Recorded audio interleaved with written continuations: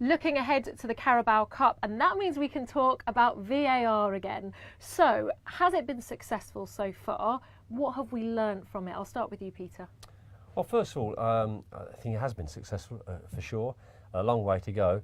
But one of the positives are that you can see where it allows goals to stand where otherwise they probably wouldn't done. If we reflect back, Which is what we want, yeah. If we reflect back to the Leicester Fleetwood game in the FA Cup, for example, as long as the referee allows play to go on for the shot to go in. That's right. So this was the Iheanacho chance. That's right, the Iheanacho chance where he's put the ball in the net. Yeah. The linesman's flag's gone up. The referee's blown for the offside. It's gone to the VAR because a goal's been scored, and as Stuart said there, the referee's whistle was delayed till the ball's in the net. So we're looking at a goal now, not a free kick. We're looking at a goal, and he comes back to the goal, and you can clearly see that he's half a yard onside. Because I've done a couple of games where the ball's been played through, the centre forward's running on goal, the linesman's put his flag up, and the referee's blown his whistle. And once he's blown his whistle, they can't look back at it. And the player was on goal. Yeah. And when we saw the replay again, he was onside. So this must be a bit of an education for the refs, because they've got to delay that whistle, which is such an instinct. All those many thousands of games that you've done over the years. That's right. That's the one thing that we've noticed, that the referees will need to adjust themselves,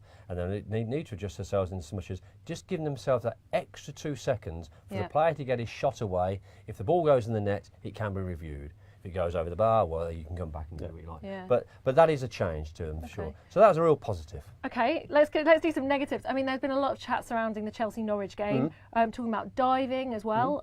Is VAR going to reduce diving? I think that's it what is. We want, right? Pedro was quite rightly booked.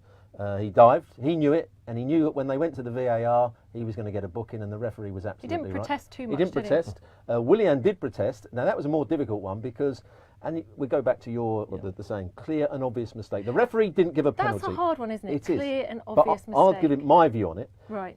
I was doing the game with Martin Tyler, and we, I think, disagreed whether he'd gone down or not from the foul, or whether he'd actually kicked into the player. So that's not clear, so it's not clear and obvious mistake. So the referee, again, made the right call, or the VAR made the right call, not to give the penalty.